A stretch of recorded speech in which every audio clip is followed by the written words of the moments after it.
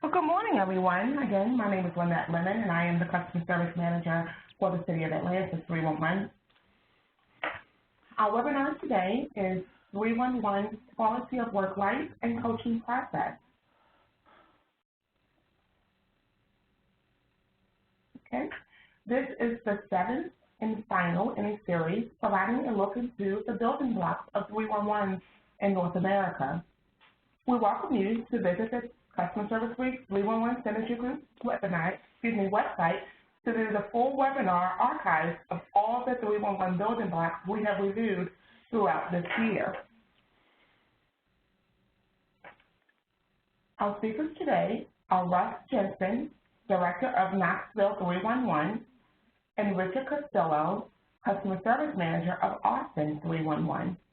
They will be discussing their quality of work life and coaching processes with you today. Just a little overview on the 311 Synergy Group. We are an industry networking group for current and prospective 311 customer contact centers throughout North America. We encourage you to invite employees across all levels of your organization, including your CSRs, the team leads, your training, quality assurance, staff, workforce management, and other capacities and disciplines. There's a ton of information and a lot of fun, as you'll see throughout this webinar. we always throw in a little fun. And the more the diverse the background of the participants, the richer the discussion becomes. So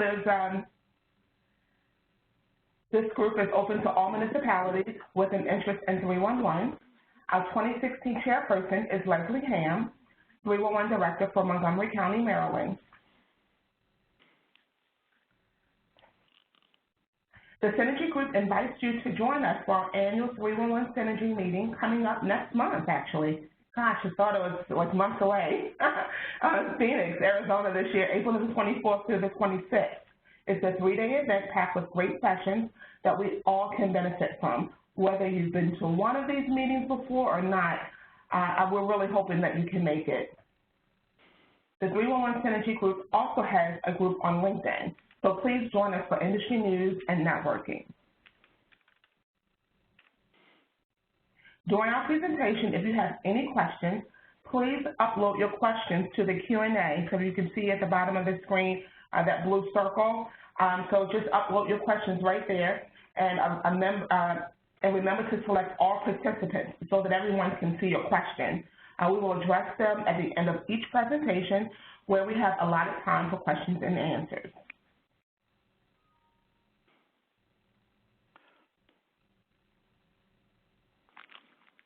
And with that said, it is my pleasure to introduce Russ Jensen from the City of Knoxville 311. Thank you, Russ, for joining us today. Thank you, Lynette. Good morning, everybody, and welcome on behalf of currently extremely sunny and beautiful Knoxville, Tennessee. Spring has officially hit, so if I sound just a tad froggy, it's because along with the blooms comes the allergies. But welcome, and we're going to talk today about customer service and engagement and quality of life in the service center. But real quick, a couple of quick questions to think about over the next few slides. First, I want people to think about this, and you can put your answers in the comment section if you want. Who's the most important person in the world? Now, I will get answers from all over the spectrum. There's no such thing as a wrong answer, but I am leading you down a certain path. And then the second question is, what is the single most important thing any manager can do in a customer service center or customer service environment? And we will kind of get to those real quickly.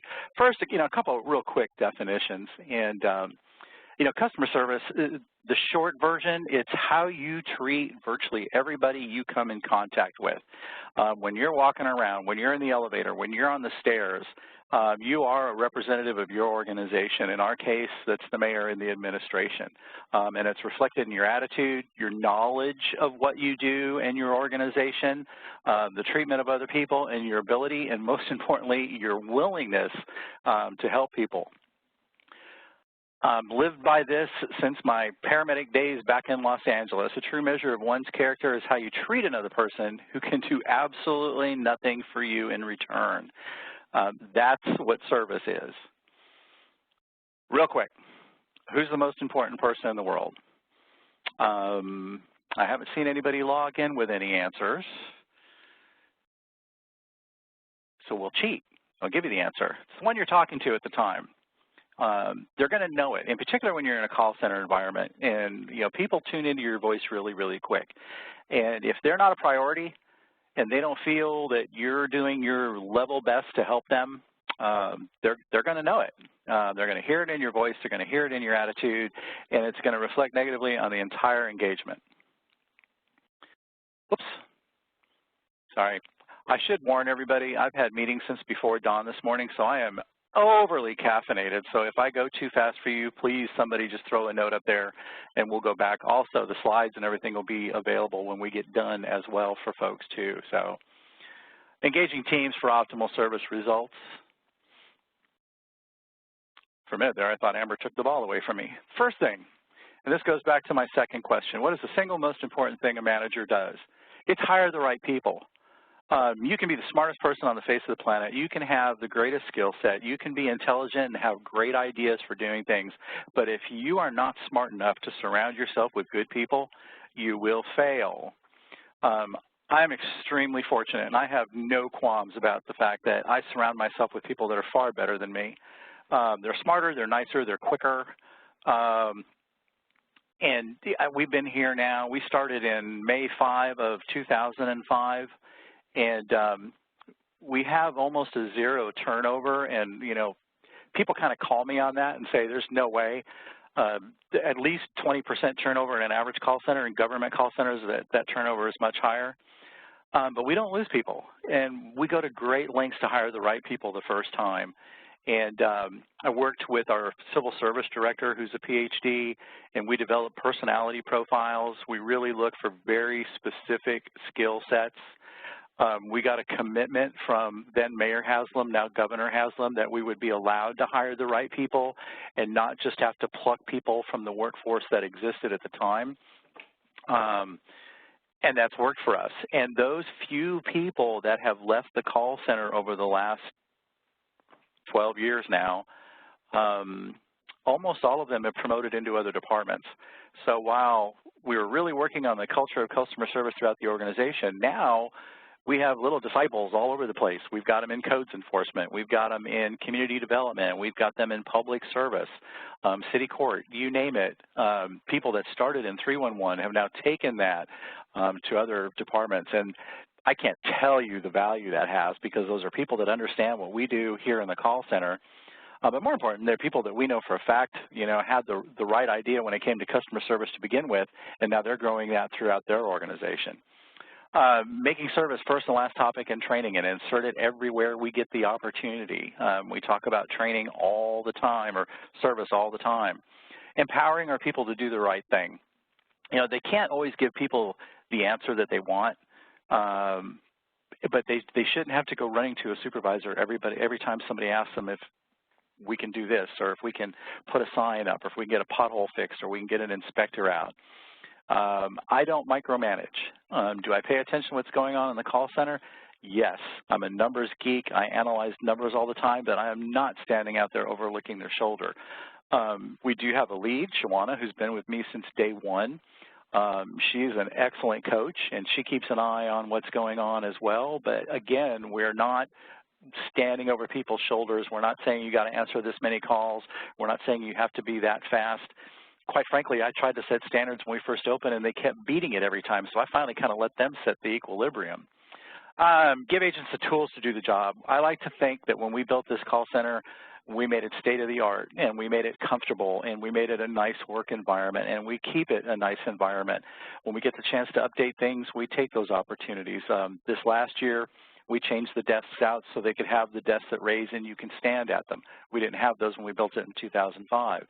Little things like that, making sure they've got up-to-date computer systems, make sure the programs we're using are kept up to date. Share therapy, it's a big one for me. Letting people vent difficult calls immediately so that it doesn't fester. And we talk about things in the call center. We're a pretty close group. It's not a huge call center, so we're all fairly close together. But that way we're not doing it on the next phone call. You get it off your chest and you move on. Be there to assist if requests need to be escalated. That's the biggest thing you can do. You know, stay out of your calls, your people's hair, but be there if they need help. Reviewing interesting calls, and the manager changing their vocabulary and, you know, making sure that they understand that they too are an employee and they are part of the team, and then talking to your customers. Again, as I said before, tips for hiring the right people, be very, very specific about your job posting and the skill set that you want. We look for people that, A, had great verbal skills, were great web searchers, had a customer service focus. They had to have good math skills. They didn't have to be able to do algebra in their head, but they had to be able to do certain things. And we worked on that, and some of it was trial and error early on, but we really, really spent a lot of time with our civil service folks developing that program. And as I said, we think it's been real successful for us.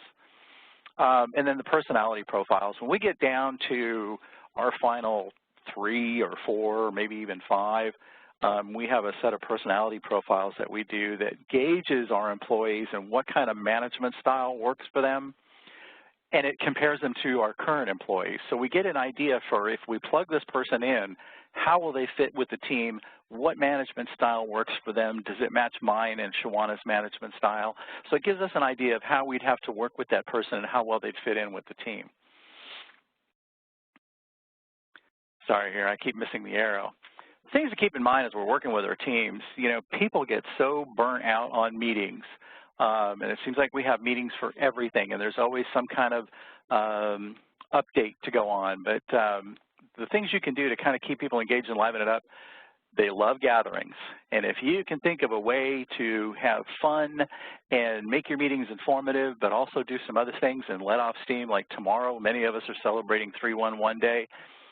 Take the opportunity to do that. And I want to draw everybody's attention to the gentleman that's kneeling on the floor in that picture. His name is Jay McCrae, and Jay was a temp at the time.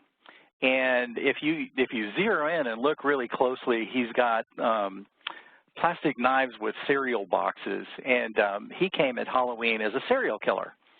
And we knew that day, because we were getting ready to hire another full-time employee, we knew that day that he was going to fit in with the team really, really well. And we wound up hiring Jay full-time. And Jay is one of those success stories who has since promoted into a really wonderful position over in community development. Being a perceptive manager, let the customer service reps know they're how doing and let them know often.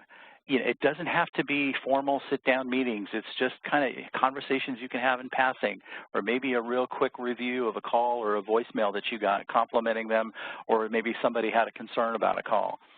As I said before, empowering them to do the right thing.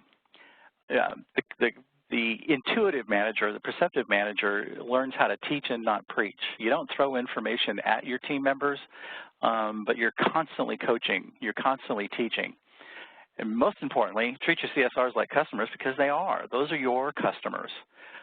Look for solutions in hard-to-reach places. Don't go for the low-hanging fruit all the time, but let people kind of talk things out and work through problems. Right now, we are changing the software that we do not only for the call center, but for all our work order and asset management. And it's been a 1.5-year long process, and it's been a real fun process because it's allowed us to go back and review a lot of the things we've done for a long time and say, do we really need to do that, or can we do that a little bit differently? As a manager, as a leader, don't be afraid to ask for help, and most importantly, don't be afraid to be wrong. The folks that work here in my call center and in our office will tell you there's not a week that goes by that Russ isn't wrong about something, and you got to be able to fess up. Your team members appreciate it. It humanizes everybody, and it makes it for a much easier work environment going forward. As you're working with your teams, your management teams, your leadership, your other departments, it's all about relationships. And what I found is relationships are all about the C's. First is communication. What do you know and how it relates to others, and seek out and being receptive to information and continually having two-way conversations with your other departments, your customers, people you work with, people in your community, your neighborhood associations, you name it. Cooperation, being approachable, being willing to listen first, and then initiate help. Come on, button. There we go. Collaborating. Working with people, not on them. All too often in organizations that I've worked at, and before I came to work for the city government, I worked in emergency medical services for the better part of 25 years. And you see a lot of people that they have an agenda when they walk in the room, and they're going to work on other people to get them on board with that agenda, and that's just the way it's going to be. And all too often I've seen those kinds of processes not come to fruition and not be successful.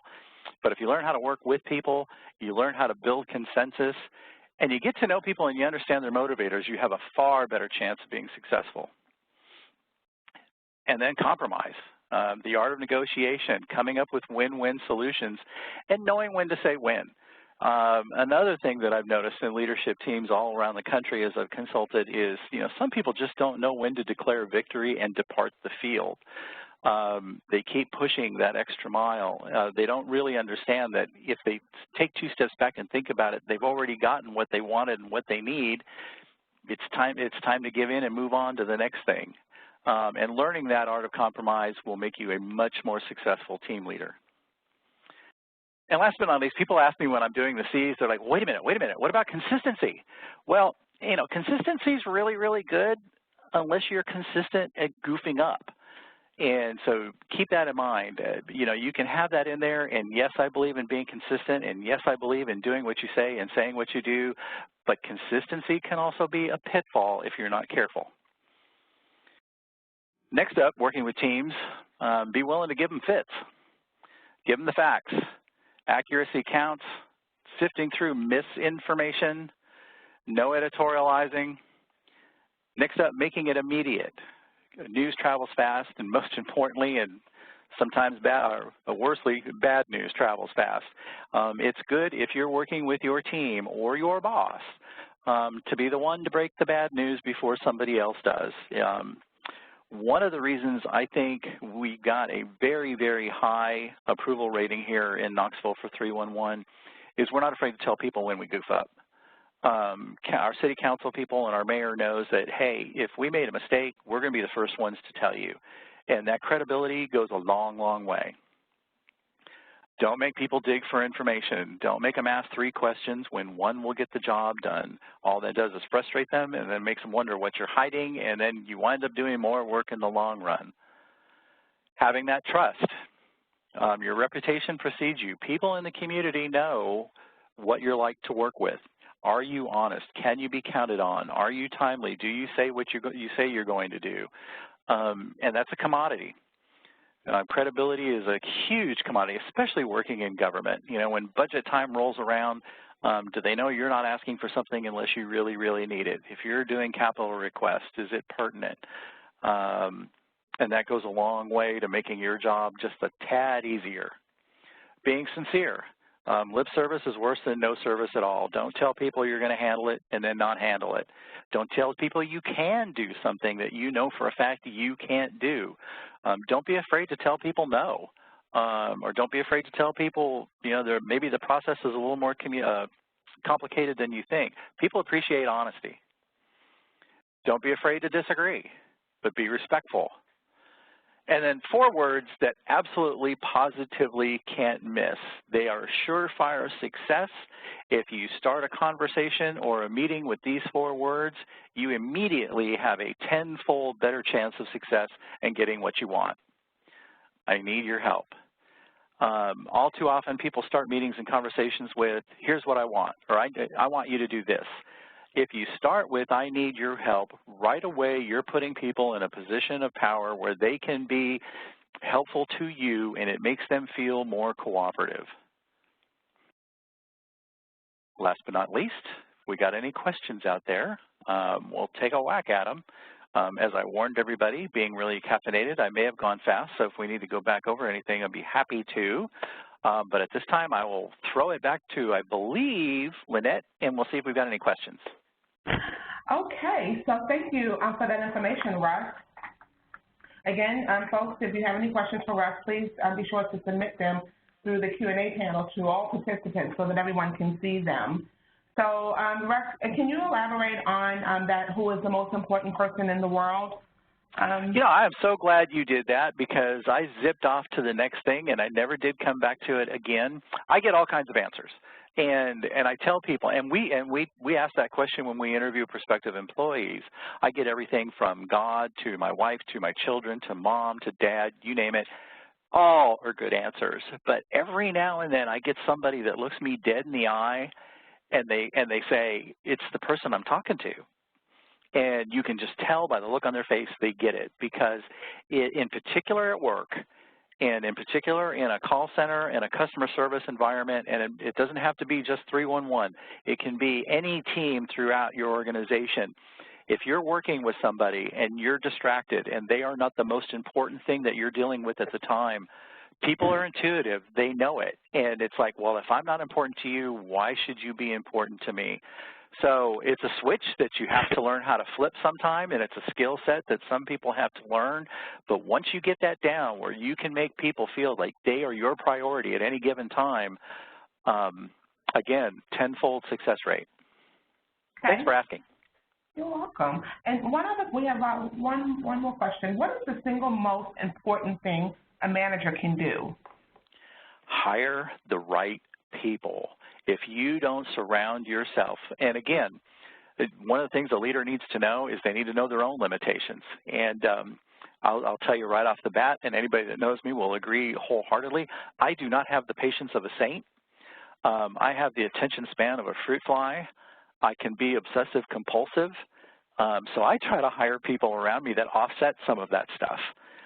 That are more patient, that are more detail-oriented, that will take a lot more time going through things. I'm a multitasker, so I like to have people around me that will focus on one thing at a time. If you are not smart enough to have people that complement your skill set and making you better, you are destined to fail. I learned that from a guy that I worked for in Los Angeles in the ambulance industry 25, 30 years ago, and I've just taken that with me everywhere I went. He was an absolutely brilliant man, but he made no qualms about the fact that he tried to hire people that were smarter and better than him. Okay, so thank you so much for that information, Russ. We will now turn to Richard Castillo from the City of Austin 311. Thank you, Richard, for joining us today. Thanks, Lynette. So, as we already hear with Russ, this is kind of QWL, quality of work life, is really core to all of our organizations. And that being said, how I approach this project is, and these slides is, I'm going to walk through the project we actually conducted at 311 for QWL.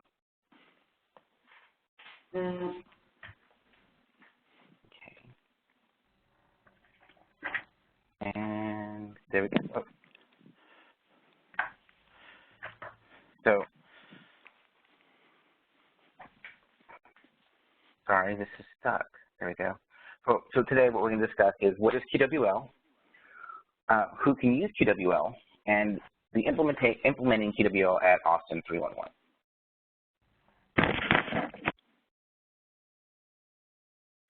So the quality of work life, a lot of people hear that term, heard it throughout the industry, and the industries I've worked in, and a lot of people get quality of work life and work-life balance confused. Work-life balance is a concept including proper prioritizing between your work and your home life, your career and ambition, and your health, pleasure, leisure, family, things that are important to you outside of the work.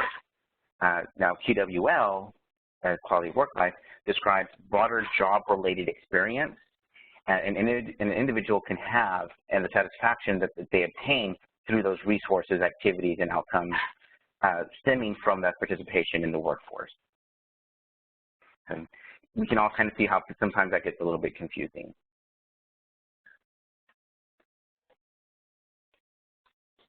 Right. Who can use QWL? Well, anybody can use QWL. Your subordinates, your superiors, your peers, and you. Everyone in any industry. I've seen QWL deployed in several industries, from hospitality to oil and gas, from federal government to technology, everything from a fast-moving corporation to companies with a bit more bureaucracy behind them.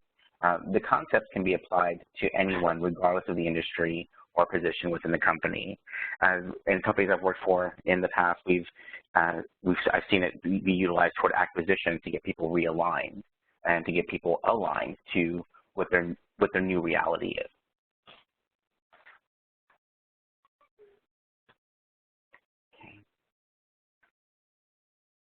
So one of the important things to do is in the next few slides we're going to discuss, walking through a few steps that we took for the implementation at QWL at 311, the activities that we used for managing it to help us feel, change feels a little bit off for us. It feels a little bit off for everyone, and it's a little bit, some of these concepts are going to seem a little bit common sense at times while we go through them, but it may even seem as a blinding flash of the obvious. But it's important to get us realigned, and it was important for us to reconnect with the knowledge that some of us may have forgotten or we seldom use it, and to set expectations for each one of these meetings. So after going through the series, several of the staff members advised that this whole process was very therapeutic. Several felt that it was a good way of calling out the elephant in the room in a safe environment. Again, many of us, the team found that, change and adapting to the change was a bit of a challenge. They had new management, new styles, new structures, and new expectations. So this is a really great way for utilizing QWO toward change management.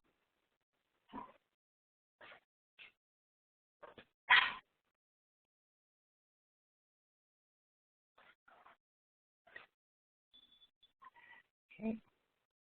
So one of the first steps was, with any program, is developing the goal, having top-down support and buy-in from those participating within the program. This program was built in a series, investing 1 to 2 hours a week via regularly scheduled meetings for up to 6 months.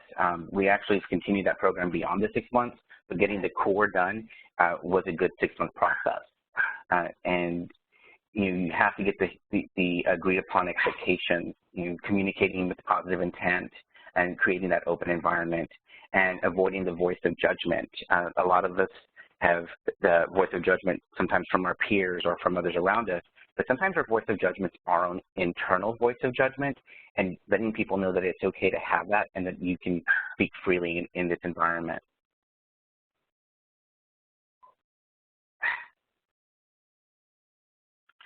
So the second part of this program, and how we developed it, was this step was creating a conversation that was discussing the purpose, not of the meeting or the goal, but the purpose of the individual.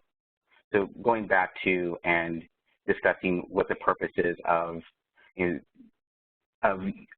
the organization, of the positions, of the roles, of the responsibilities, of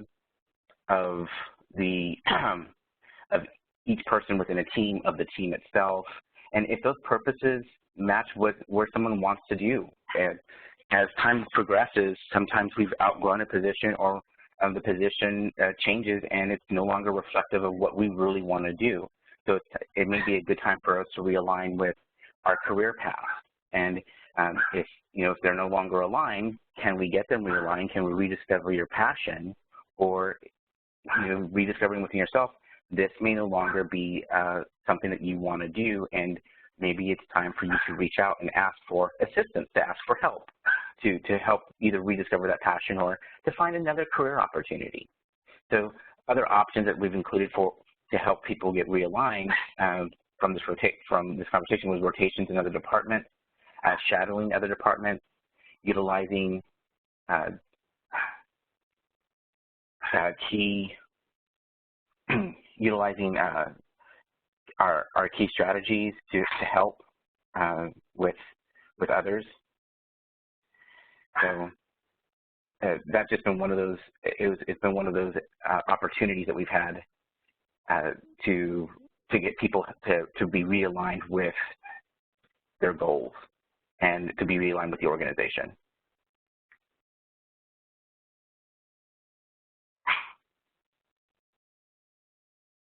So the next portion was discussing styles of communication. So with styles of communication, and this was extremely important because a lot of us, as we go through our day, we forget of what we're communicating or how we're communicating, and we will tend to lean toward a certain style. And as you lean toward a certain style, you get more and more accustomed to using that style, and that style can become a crutch. So it's good to be versed in all 4 styles of communication and knowing which ones to avoid and how to diffuse or to deal with, in a way, the different styles that really doesn't get accomplish anything. Fight talk and spite talk being the 2 most common styles that really don't accomplish anything other than creating a negative impact. So we discussed the importance of small talk, the sociable style used to maintain that pleasant day-to-day relationships, and getting outside of our offices and making sure that we're communicating with the teams, even spending half an hour on the floor with the team walking through the call center. It's just part of your day, and it helps create that environment that everyone feels is home. Shop talk is another wonderful way of still keeping everything very light, but still discussing the issues of importance within the organization and within your job duties. And it's very action-orientated for control talk. Now, control talk and straight talk are often confused. Control talk is, again, one of those things where you're trying to control the situation, while straight talk isn't really about control. It's more about giving somebody direct and honest feedback, and not really directive, but direction. There's a difference between directive and direction.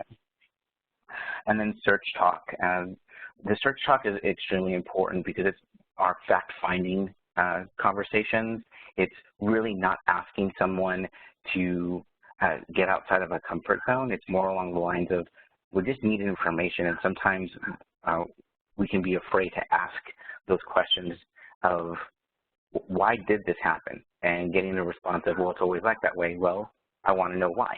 So asking that and being comfortable asking that, so getting those 4 styles of communication under your belt and understanding what's going on and how to deal with those situations when you do get into control, fight, or spite talk.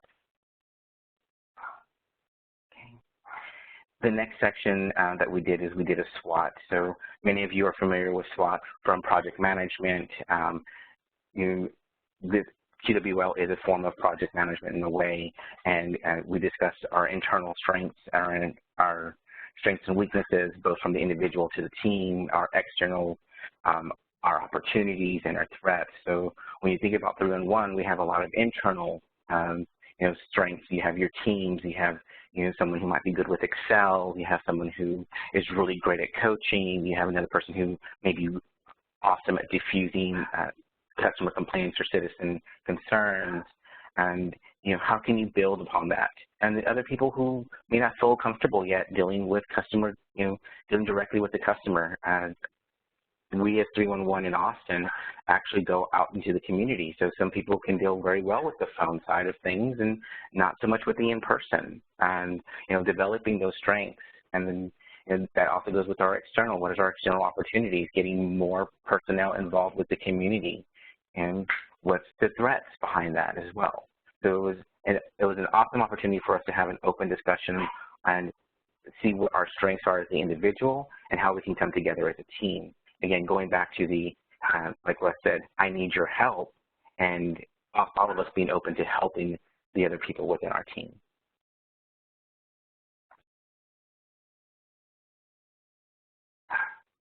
The next activity that we did, and this was another one that was about a 2-day activity, was it's build your home, build your neighborhood. And this is an open discussion regarding what's important to you. In this exercise, each person was able to discuss what is important to them, your home, and then we built and saw everyone's together, which became our neighborhood. So, you know, what value governs your life, what supports you, what protects you, how you blow off steam, what do you want to plant and see grow, and what are you most proud of? And all of these items are things that are really personal to the individual, and then when you see them together and you see the neighborhood, you get to see really what you're working with, who are these people who are working around you. And by making this concentration of our homes and our neighborhood, we were able to truly get to see the people that we interact with every day and potentially get to help them get where they really want to go and help and, you know, build plans with them, you know, like a good neighbor.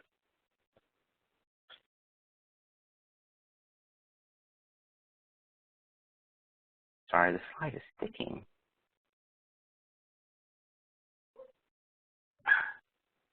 Okay, and then we're continuing with our QWL focus. We've continued with the safe environment for, you know, for sharing the good and the bad. We have meetings with a QWL section where everyone shares a positive story, where someone helped the person or a lesson they may have learned throughout the past week. The lesson may be something that you noticed that someone else may have done wrong, but you don't necessarily call that person out. You maybe mention the activity. You know, for example, somebody may have been delayed on something, and it'll maybe brought up as in the QWL, but you know, discussing the importance of due dates or communication, while someone else may go ahead and say, you know, I really appreciate that this person took the time and didn't rush me on this project. So it's having that communication and letting everybody feel safe and comfortable discussing it together. And we learn from our own mistakes, and we learn from others' mistakes if we're given the opportunity. You know, letting others learn from your mistakes adds value to your experience as well as to their own. When something doesn't go according to plan, remembering the styles of communication and what you want to accomplish. We're going back to impact versus intent. And impact versus intent is something we strongly focus at with Austin 311. Okay. So using this QWL method has realigned our team, open communication, improved the hiring process. It's improved the team to be more creative, to take on new projects that they have a passion for. And it's definitely gone back to the 3 E's of creativity: easy, energy, and execution. So, and really what the QWL goes back to is finding what works for your environment. As I mentioned at the very beginning of this, QWL has been around for a very long time and has been implemented throughout many industries. It's finding how it works for you, and you know, it may work to where it's a very personal, very organized structure, and other times it may feel like chaos because you have to get everyone together.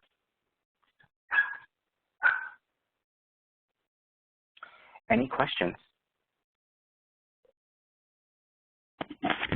Actually, thank you for that information, Richard, and thank you for that glimpse into Austin 311 coaching program. We do have a few questions for you. How long did it take to implement the QWL program? The QWL took roughly 6 months to start to do the implementation. It was 3 months of it was a quarter basically of every meeting, and then every other meeting for the next quarter, and then it's just different tasks and different activities that I've driven out from my previous experience. Thank you for asking. What about any cost benefit to QWL? Is there any cost benefit? There's a high cost benefit. If you look at soft and hard dollars, you can improve engagement, and then you improve your hiring process. So just for an example, for most just training people off the street, majority of organizations spend between $7,000 to $10,000 in the first 3 months of onboarding just a CSR. So by bringing the right person on board, you're saving yourself that $7,000 to $10,000. Okay. Improving the coaching improves the overall experience. So that's again a soft dollar cost, and that can range depending on what you pay your supervisors and your CSRs. Another $20,000 per person. Okay. Thank you for that. So do you have any examples of questions, perhaps your interview questions used for your CSR and supervisor positions that you're willing to share? We definitely do have some. I would probably want to send that out via email to whomever is interested. If anyone is interested in learning some of the questions that we ask. Okay, thank you so much. And so regarding your mobile app, or regarding a mobile app, does Austin have a mobile app, and is the mobile app speech enabled? We do have mobile app. We do not have mobile app speech yet. Okay. But it is on the horizon. Okay, thank you. And what about a telework program? Does Austin we do have a telework program. And our telework program right now consists of roughly 16 individuals. We will be expanding that program, I believe, by the end of this fiscal year to half of the staff, including the supervisors. Okay, and how do you determine who gets to telework? We have set metrics that we utilize. So it's not that it definitely isn't meant for everyone, and it would be something that's offered if they meet a certain metric.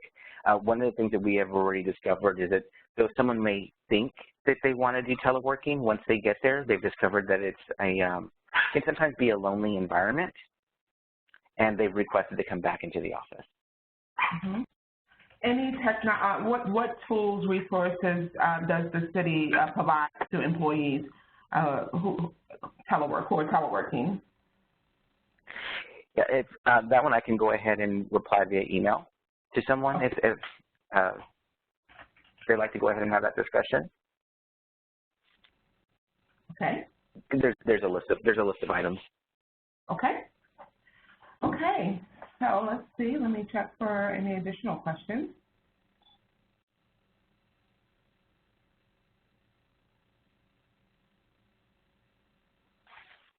Okay, well, I think that concludes the questions that we have for you at this time. Again, Richard, thank you so very much for sharing your program with us today. As we're nearing the top of the hour, we want to be respectful, of course, of everyone's time and conclude with you promptly. Again, if you have questions, please submit them through the Q&A section of the webinar.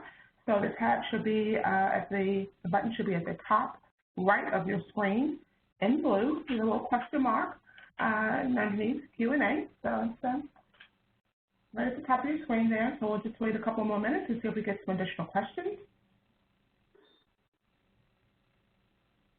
And of course, if you think of questions, which often happens, if you think of questions after the webinar, feel free to reach out to Amber Weems with the Customer Service Week office, and she will certainly get those questions out to the applicable parties to get answers for you, and certainly post on the archive page as well. And just keep in mind that this program will be recorded and available for playback, along with our other archive presentations later this afternoon. You will find it by selecting the 311 Synergy Group under the webinars drop-down menu on the customerserviceweek.org homepage. So just visit the homepage, www.customerserviceweek.org, and you should find that information. Again, I'd like to thank you, presenters, Russ Jensen from City of Knoxville 311 and Richard Castillo from the City of Austin 311. Again, take a look at the 311 Synergy Group found on LinkedIn. Currently, there are over 265 members from all over North America. Thank you for joining us today and participating in the 311 Building Block. We look forward to seeing you at our next webinar on Thursday, April the 7th, for our spring meeting preview webinar. Please remember to send your 311 Day Celebration photos to Amber at awines@csweek.org. That's AWIENS@csweek.org to share the beginning of our webinar next month. See you next time and have a great day.